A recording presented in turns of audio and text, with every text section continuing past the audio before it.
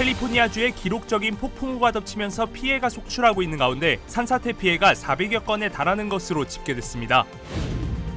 캘리포니아주의 홍수보험 가입률이 2% 미만인 것으로 나타났습니다. 이에 따라 상당수의 주민들이 홍수로 인한 주택 피해를 보상받지 못할 것이란 전망이 나왔습니다.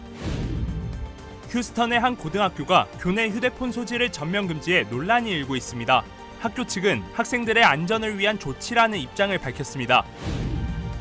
지난해 LA에서 발생한 차량 절도가 2만 5천여 건으로 18년 만에 최고치를 기록했습니다. 미시간주의 한 고등학교에서 총기를 난사해 4명을 숨지게 한 범인의 모친이 살인죄로 유죄 판결을 받았습니다. 여러분 안녕하십니까? 2월 6일 첫 소식입니다.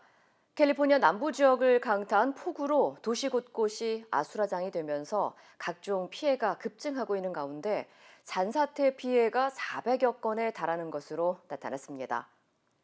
LA 소방국에 따르면 최근 LA 지역에서 폭풍으로 인해 현재 383건 이상의 산사태 신고가 보고됐으며 7채의 주택이 복구가 불가능한 수준으로 파손됐고 250그루 이상의 나무 쓰러짐도 보고됐습니다. As of last night, your city resources have responded to the following: 307 mudslides, 35 incidents of buildings requiring inspection due to mudslides and slope failures. 5 buildings have been red tagged and 7 buildings have been yellow tagged. Even as we may see the rains subside over the next few hours, the water-soaked hillsides will continue to pose a mudslide threat. 현재까지 캘리포니아 남부 지역에서는 폭우로 인한 사망자는 발생하지 않았지만 캘리포니아 북부 지역에서는 3명이 나무에 깔려 숨진 것으로 전해졌습니다. 당국은 일부 지역에 홍수주의보를 계속 유지하면서 폭우로 개울이나 강이 빠르게 불어나 익사 위험도 증가하고 있다면서 각별한 주의를 당부했습니다. 한편 이번 겨울 폭풍으로 LA 다운타운에서는 7.5인치가 넘는 비가 내렸고 일부 지역에서는 12인치 이상의 강수량을 기록한 것으로 나타났습니다.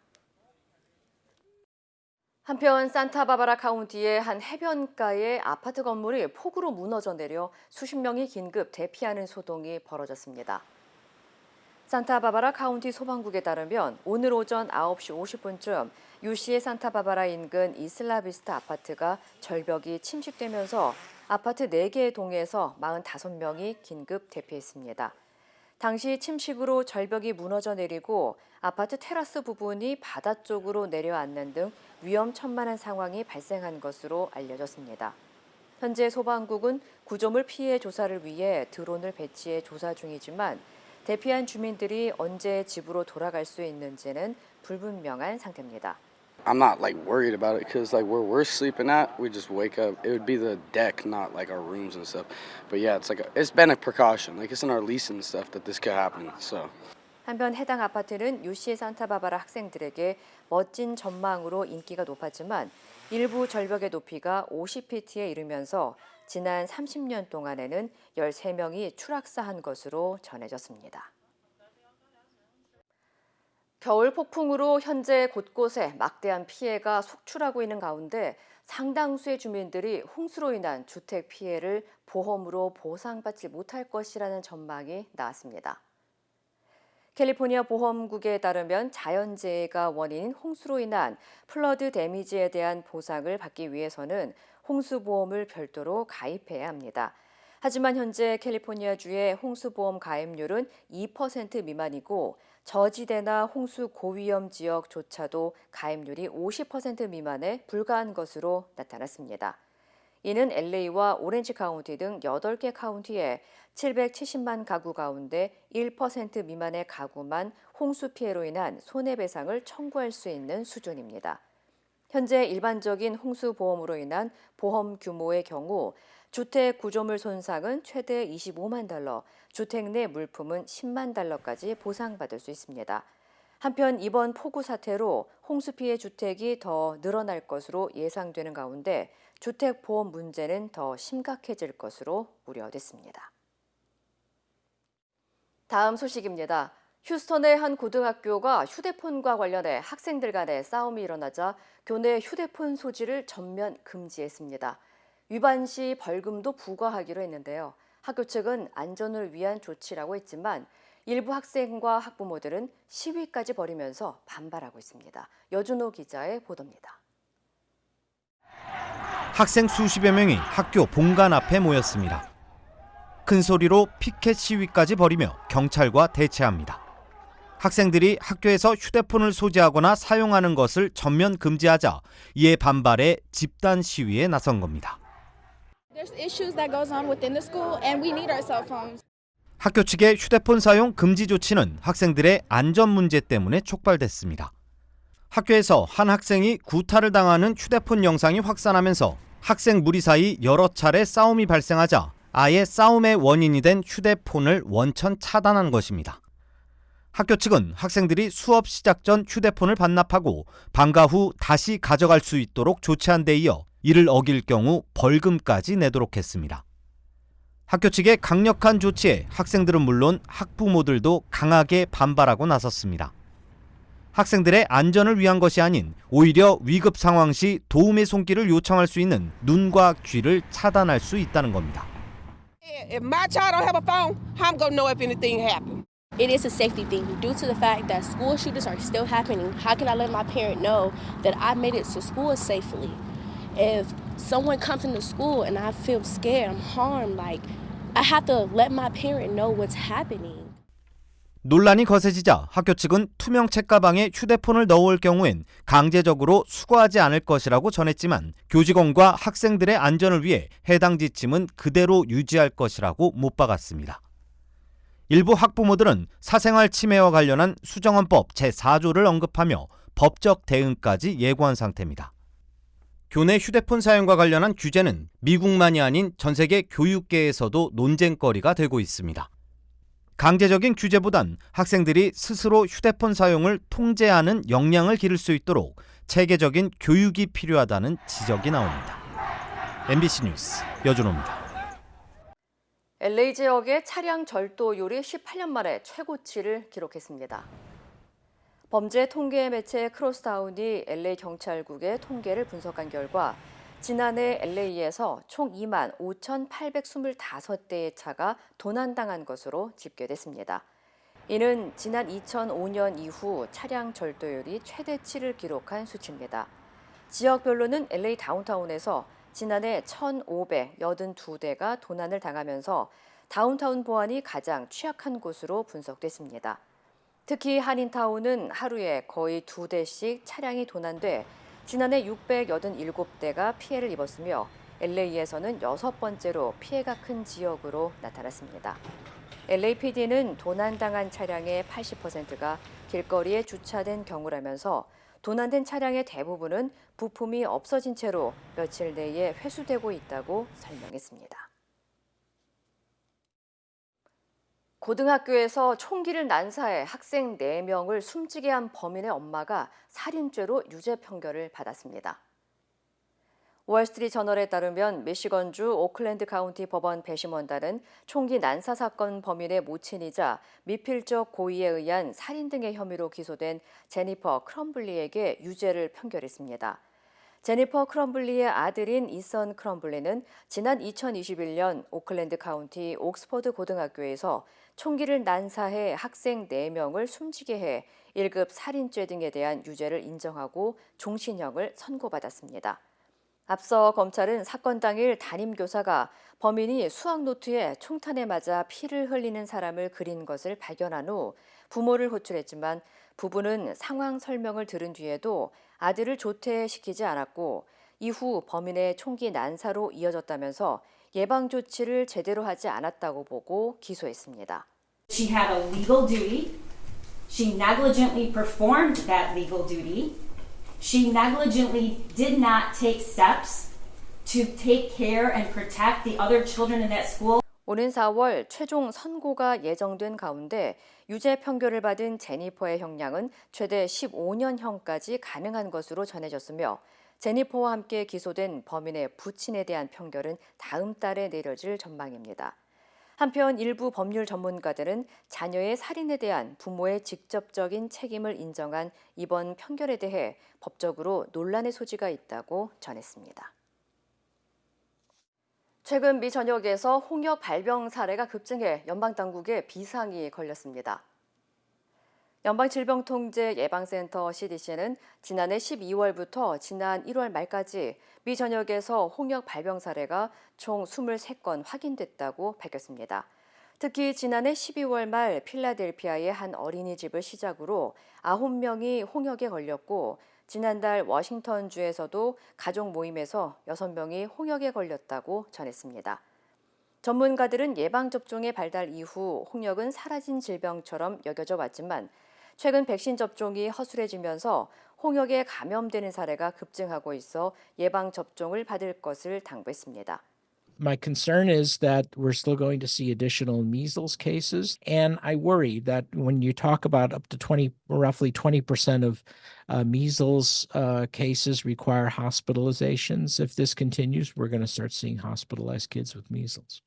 실제로 홍역 전염을 피하기 위한 지역 사회의 권장 예방 접종률은 95% 이상이지만 최근 미 전역의 학교 8,500개의 홍역 예방 접종률은 95% 미만인 것으로 알려졌습니다. 한편 LA 카운티 보건국은 지난달 25일 터키 항공을 타고 LA 국제공항을 통해 입국한 여행객이 홍역에 감염됐다고 보고한 바 있습니다. 혼다 자동차가 일부 차량에서 에어백 결함 문제가 확인돼 미 전역에서 75만 대를 리콜합니다. 연방도로교통안전국은 앞좌석 조수석 시트 센서가 금이가 회로의 합선을 유발할 수 있으며 이로 인해 에어백이 예기치 않게 아무 때나 터질 수 있어 센서를 교체해야 한다고 밝혔습니다. 리콜 대상은 2020년부터 2022년식 혼다 파일럿과 어코드, 시빅 등 16개 모델과 2020년부터 2022년 아큐라의 4개 모델입니다. 혼다 측은 현재까지 리콜 문제와 관련된 부상이나 사망 신고는 보고된 바 없다고 전했습니다. 한편 차량 소유주들에게는 다음 달까지 리콜 통보가 통지될 예정입니다.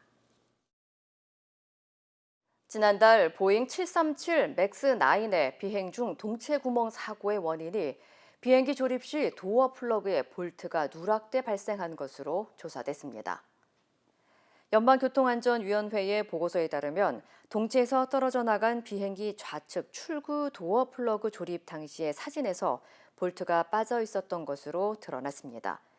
보잉이 제출한 사진에는 수직 이동 방지 볼트 2개와 전방 상부 가이드 트랙 볼트 1개 등 3개의 고정 볼트가 보이지 않았고 후방 상부 가이드 트랙 볼트 1개의 위치에는 단열재에 가려져 볼트가 있었는지 또한 확인되지 않았다고 설명했습니다. 또 구멍 주변에 손상이나 변형이 없다는 점을 보아 이미 처음부터 도어 플러그의 위쪽 움직임을 방지하는 4개의 볼트가 없었다고 덧붙였습니다. The bolts, 4 of them, hold the door plug onto the side of a Boeing 737 MAX 9, and the NTSB now says the bolts were missing during the explosion on Alaska Flight 1282 on January 5th. Investigators recovered the door plug from a backyard in Portland, Oregon, brought it back to their lab in Washington, D.C., and they were able to tell from the marks on the door that the bolts were not installed. 앞서 지난 5일 캘리포니아주 온타리오로 향하던 알래스카 항공의 보잉 여객기에서는 포틀랜드에서 이륙 직후 비행기 동체에 구멍이 발생하는 사고가 발생한 바 있습니다.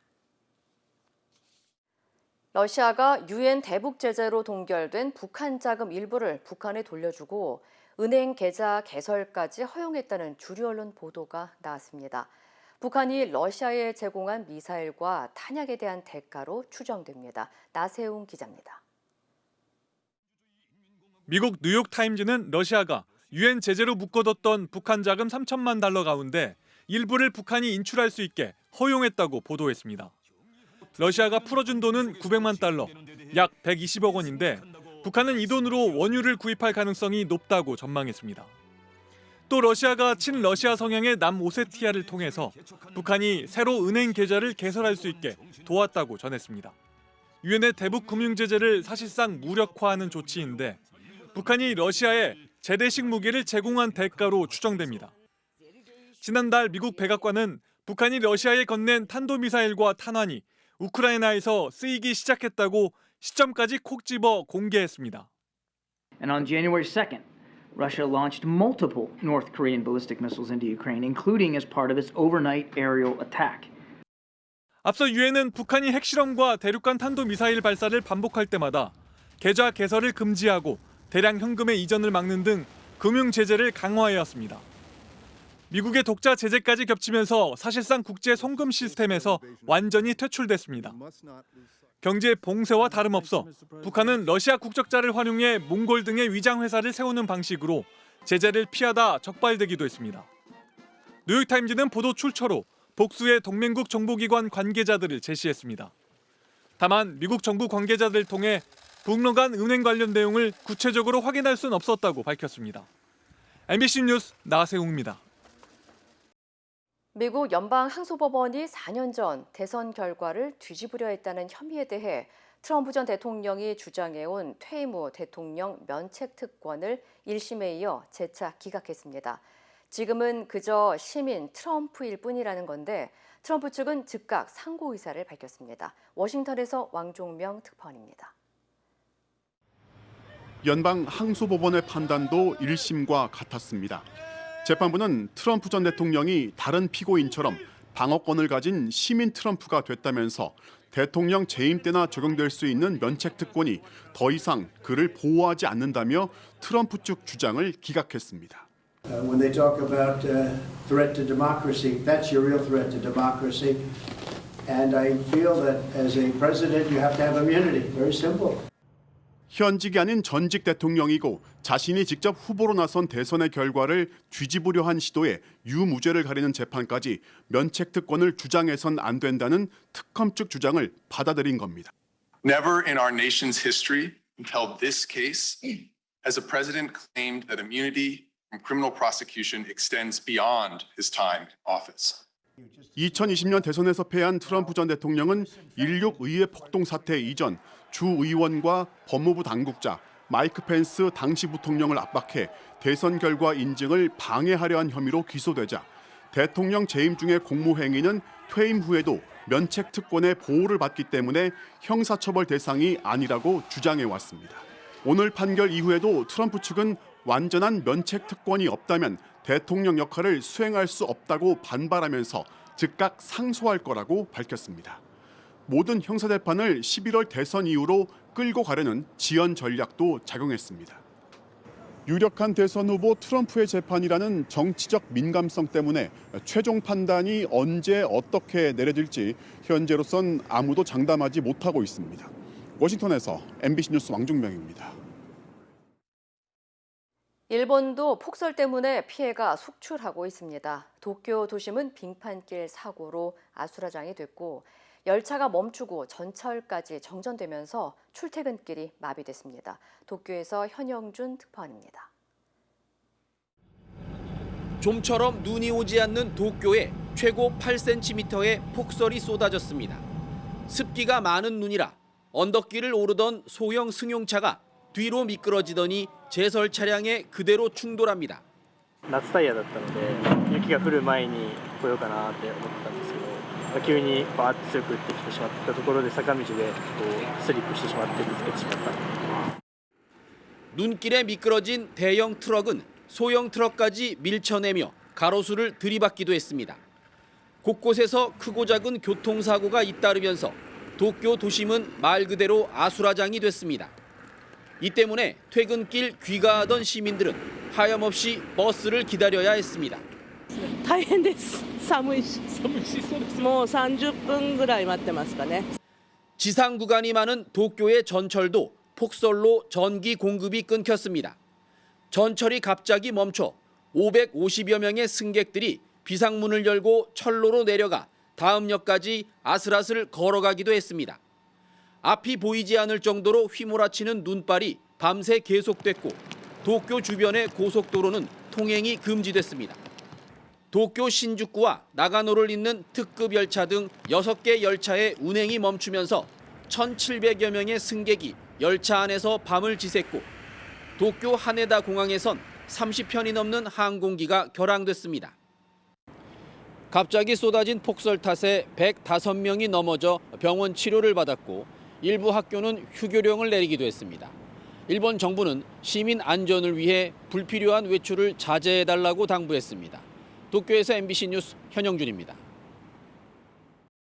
프랑스 교사들이 처우 개선 등을 요구하며 파업에 나섰습니다. 교사 초봉이 최저임금을 겨우 넘기면서 직업을 포기하는 경우도 많아 지난 학기에만 3,000명 넘는 교사가 부족했다고 주장했습니다. 파리에서 손영 특파원입니다.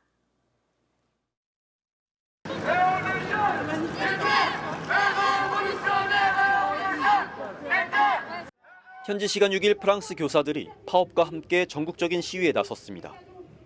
이들은 교사들의 처우가 지나치게 열악하다고 주장했습니다.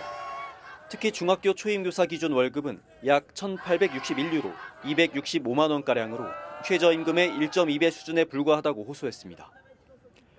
이는 OECD 평균보다 20%가량 낮은데 700에서 800만 원대인 독일과 룩셈부르크 등과 비교해도 크게 낮은 수준이라는 입장입니다. 반면 업무 강도는 다른 나라들에 비해 높습니다. 프랑스 초등학교 선생님들은 한 해 평균 900시간을 수업해야 하는데 이 역시 720시간에 불과한 유럽 평균보다 훨씬 깁니다.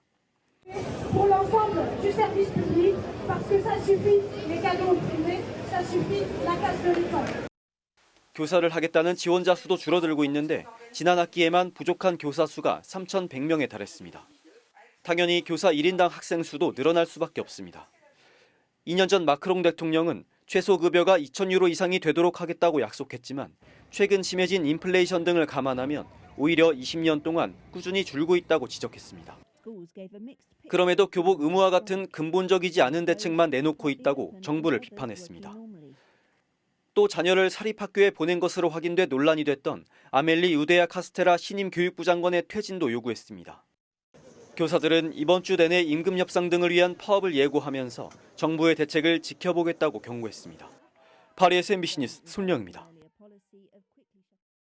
공천 심사에 나선 국민의힘이 5선 서병수 의원과 3선 김태호 의원 등 이른바 영남 중진에게 험지로 꼽히는 지역구 출마를 요구했습니다. 그러면서 어제 단행된 특별 사면으로 복권된 인사들도 공천 신청을 할 수 있게 열어놨습니다. 조희원 기자입니다. 부산시장을 한 5선 서병수 의원에게 당이 지역구를 바꿔 출마하라고 공식 요청했습니다. 본인 지역구가 아닌 민주당 재선 전재수 의원의 지역구에 출마해달라는 겁니다. 서 의원은 총선 승리를 위해 당의 결정을 받아들인다며 승낙 기자회견을 하겠다고 밝혔습니다. 경남지사 출신의 3선 김태호 의원도 민주당 김두관 의원 지역구인 경남 양산시를 출마를 요청받았습니다. 지난 총선에서도 지역구 변경 요청을 받아 무소속 출마를 했던 김 의원은 당의 요청을 무겁게 받아들인다며 이른 시일 안에 입장을 결정하겠다고 했습니다. 국민의힘은 중량감 있는 인사들을 내세워 현역 의원 9명 중 5명이 민주당인 이른바 낙동강 벨트를 탈환하겠다는 구상입니다. 당내에서는 영남 중진 희생 요구가 본격화하는 게 아니냐는 해석도 나옵니다. 승리하기 위해서 더 적극적으로 헌신해야만, 많은 사람이 헌신을 해야만 그것이 국민의힘의 승리의 길이라고 생각합니다. 저도 불출마하지 않았습니까? 영남 중진뿐 아니라 윤석열 정부 인사가 이른바 양지에 지원한 것도 조정이 필요하다는 지적도 나옵니다. 강남, 서초, 송파 일부는 국민의힘 입장에선 비례대표와 다름없습니다. 장관과 최측근 대통령실 인사가 가장 좋은 지역에서 붙었다. 뇌물수수 혐의로 유죄 판결을 받은 김성태 전 의원 등 29명은 공천 1차 서류 심사에서 탈락했습니다. MBC 뉴스 조희원입니다. MBC는 총선을 앞둔 유권자들의 마음이 어떻게 움직이는지 추적하기 위해 고정된 패널을 대상으로 조사를 반복해 실시하고 있는데요. 3차 조사에서는 3주 전 2차 조사와 비교해서 비례투표에서 신당을 찍겠다는 의향이 11%포인트 줄어들었습니다. 비례에서는 제3당의 표를 나눠주겠다는 분할 투표층도 10%포인트가 줄어드는 등 표심이 거대 양당으로 결집하는 모습이 나타났습니다. 장슬기 기자입니다. 3주 전 2차 조사에서 신당에 비례투표를 하겠다는 응답자는 27%. 그런데 이번 3차 조사에서 신당을 주도하는 인물의 이름을 빼고 조사 시작 시점에 당명으로만 물었더니 신당을 찍겠다는 표심은 16%로 줄어들었습니다. 3주 만에 신당에 대한 표심이 11%포인트 떨어진 겁니다. 반면 거대 양당을 찍겠다는 답변은 국민의힘이 2%포인트 늘었고 2차 조사 용해인 신당 지지층이 이동하면서 민주당은 9%포인트 증가했습니다. 지역구에서는 당선 확률이 높은 거대 양당 후보에 표를 주고 비례대표는 제3당을 찍겠다는 이른바 분할 투표층도 10%포인트 줄었습니다. 2차 투표에서 다양한 신당을 지지했던 사람들이 민주당과 국민의힘으로 결집되는 모습입니다. 선거가 가까울수록 각 진영의 결집은 더 강해지는데 특히 거대 양당 같은 경우에는 워낙 그 지지 강도가 좀 높은 편이기 때문에 지역구에서의 투표 의향으로 거대 양당에 대한 지지 강도를 분석했습니다.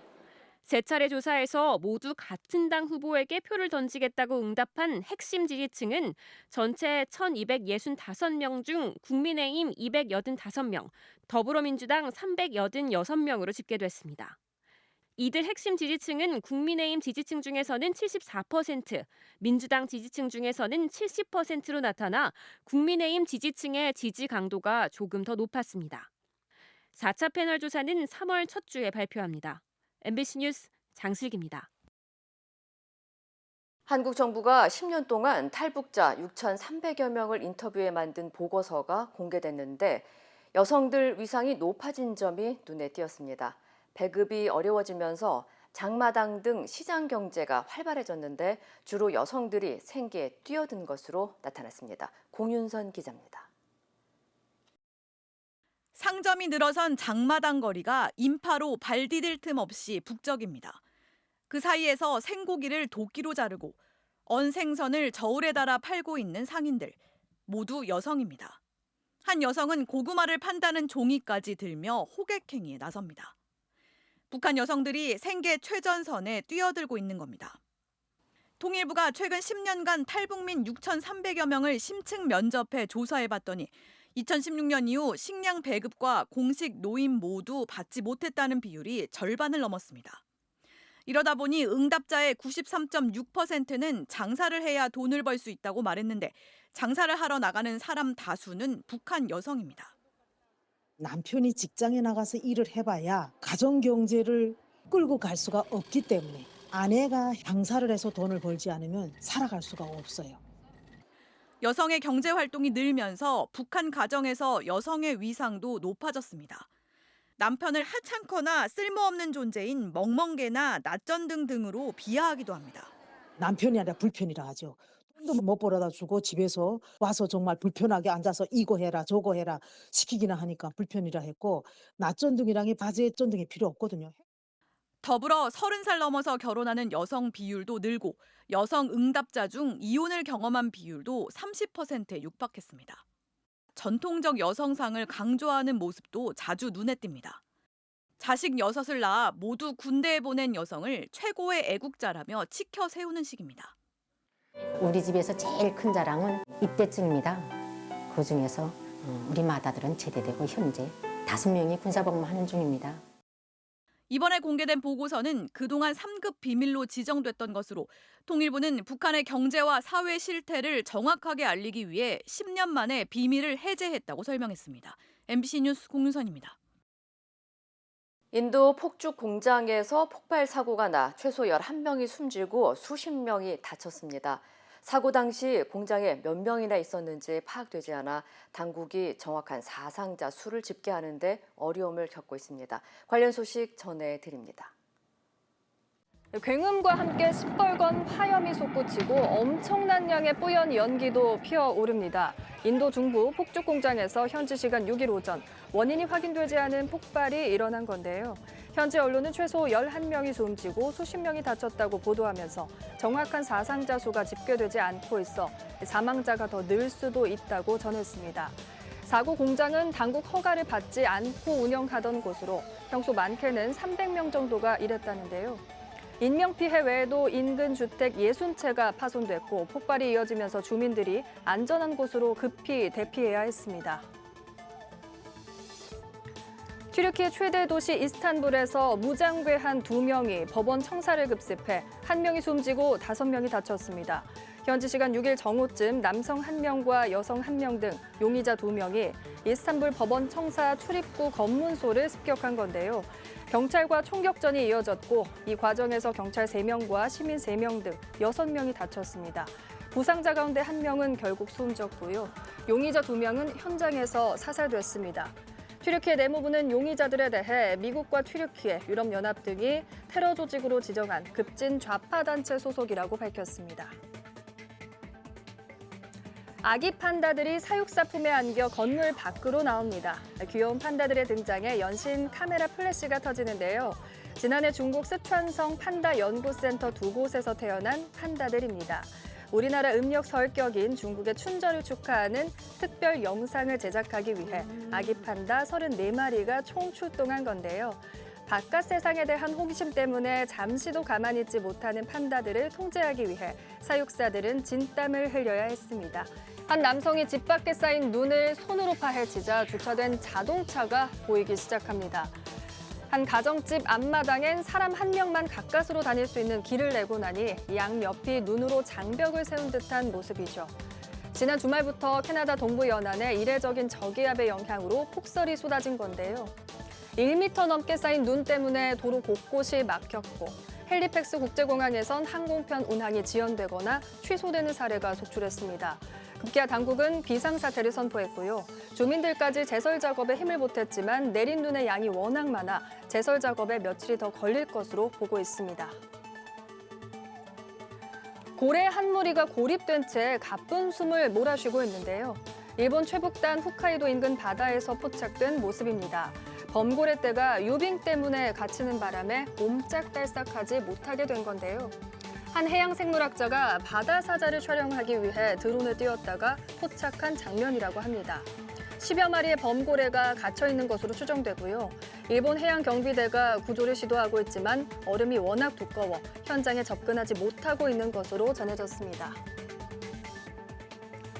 찰스 3세 영국 국왕의 암 진단 소식이 전해지자 인도의 한 예술가가 영국 국왕의 빠른 회복을 기원하는 모래 조형물을 선보였습니다. 높이만 2m가 넘는데 얼굴에 새겨진 세월의 흔적이며 곱슬거리는 머리카락까지 섬세하게 표현했죠. 미국에 머물던 영국 국왕의 차남 해리 왕자는 아버지를 만나기 위해 런던을 방문한 것으로 알려졌는데요. 국왕은 해리 왕자와 런던의 거주지 클래런스 하우스에서 30분 동안 대화를 나눈 것으로 전해졌습니다.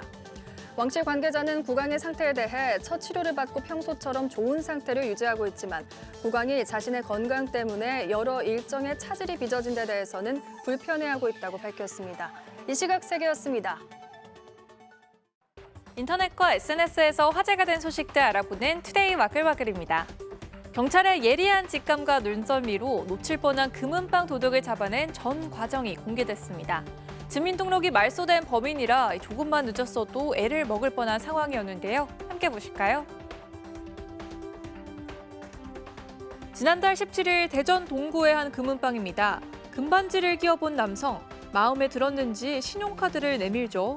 하지만 사용 정지된 카드, 잠시 전화통화하러 나갔다 들어오더니 다시 반지를 끼고 그대로 줄행랑칩니다. 무려 200만 원짜리 반지인데 말이죠. 신고를 받은 경찰, 순간적으로 범인이 먼 타지로 도주할 걸로 판단하고 형사들을 대전역과 대전고속 버스터미널로 급파했는데요. 예리한 직감 틀리지 않았습니다. 버스터미널에 나타난 범인 그대로 차에 오르죠. 현장에 출동했던 경찰 잠시 후 버스 앞에 나타나는데요. 그대로 지나칠 법도 한데 역시 경찰 눈썰미는 다른가 봅니다. 버스 안을 유심히 살펴보던 형사, 스마트폰으로 인상착의를 확인한 뒤 그대로 범인을 끌고 나오죠. 범인 도주 40분 만에 검거에 성공한 겁니다. 범인은 주거에 불분명한 주민등록 말소자여서 한 번 놓치면 검거하기 어려웠던 상황. 누리꾼들은 도주 경로를 예견한 직감과 버스 안을 놓치지 않은 눈썰미가 만들어낸 환상적인 검거 작전이라고 칭찬했습니다. 화장품과 화장 도구는 물론 머리끈부터 고데기까지 각종 미용용품이 갖춰진 이곳, 일명 뷰티 택시 안 모습입니다. 미용용품뿐만 아니라 스타킹과 덧신, 우산까지 없는 게 없어 보이죠. 택시기사는 눈치 보며 화장한다는 딸의 말에 뷰티 택시를 생각해냈다는데요. 최근 SNS에 입소문을 타며 대전의 명물로 떠오른 지 얼마 안 돼 운영 중단 소식이 들려왔습니다. 카카오 모빌리티는 뷰티 택시 소속 회사와 택시기사에게 가맹 규정을 위반했다며 택시 내 비치한 물품을 철거하라고 요구했는데요. 가맹 택시 규정에 없는 과도한 서비스를 제공했다는 이유를 들었고요. 탑승객에게 쿠폰을 제공하는 행위 등도 법 위반 소지가 있는 걸로 봤습니다. 또 뜨거운 여름에는 고데기의 안전성 문제도 거론된 걸로 전해졌는데요. 누리꾼들은 사이에서 개성 만점 택시가 사라져 아쉽다는 반응과 규정을 벗어난 서비스는 문제일 수 있다는 의견이 엇갈렸습니다. 실제 사물이나 환경에 가상의 모습을 덧입힌 걸 혼합현실이라고 하는데요. 미국에서 이 혼합현실 헤드셋 제품이 출시된 후 사용자들이 보인 우스꽝스러운 행동이 누리꾼의 눈길을 끌었습니다. 애플의 혼합현실 MR 헤드셋을 끼고 운전석에 앉은 남성. 주행 중에도 손은 운전대를 떠나 허공에서 움직이고 있습니다. 헤드셋을 쓰면 현실 속의 애플리케이션 영상이 떠 있는 상태라곤 하지만 아무리 자율주행 자동차라고 해도 좀 위험해 보이지 않나요? 현실과 겹쳐진 가상 환경에서 눈과 손가락 움직임만으로 기기 제어가 가능하다 보니 실행하고 싶은 앱을 선택하고 원하는 크기로 배치만 하면 되는데요. 이용자가 늘면서 요리할 때도 지하철에서도 심지어 길을 걸을 때도 허공에 대고 무언가 조작하는 사람들이 늘고 있고요. 관련 제품 출시도 속도를 내 애플은 물론 메타도 비슷한 제품을 시장에 내놨고 삼성전자도 출시를 준비 중입니다. 누리꾼들은 지금은 이상해 보여도 머지않은 미래엔 익숙한 풍경이 될 수도 있을 것 같다는 반응을 보였고요. 다만 자신은 물론 남의 안전을 해하지 않는 선에서 이용해야 한다는 목소리가 컸습니다. 비싼 한우 선물 세트가 너덜너덜, 고기 한 덩어리는 아예 바닥에 떨어져 있죠. 스티로폼도 너덜너덜, 이 안을 보니 고기 절반은 감쪽같이 없어졌습니다. 지난 2일 전남 구례군의 한 단독주택에 배송된 건데요. 택배기사가 당일 저녁 배송 완료 문자 메시지를 보냈지만 이걸 확인하지 못한 수취자가 다음 날 아침 집을 나서다 발견했고요. 날카로운 이빨에 찢긴 걸로 봐서 동네 주변 길고양이들의 소행으로 추정됐습니다. 택배회사가 표준 약관 등을 들어 배상을 거부해 결국 자영업자인 택배기사가 한우값을 물어준 걸로 전해졌는데요. 국내와 외국에서 개나 고양이, 심지어 곰과 비둘기까지 택배 물품을 훼손하는 경우가 없지 않고요. 누리꾼들은 동물이 택배 물품 가져가거나 망가뜨린 때를 대비해 배상 책임을 좀 더 명확히 할 필요가 있다는 반응을 보였습니다. 투데이 와글와글이었습니다.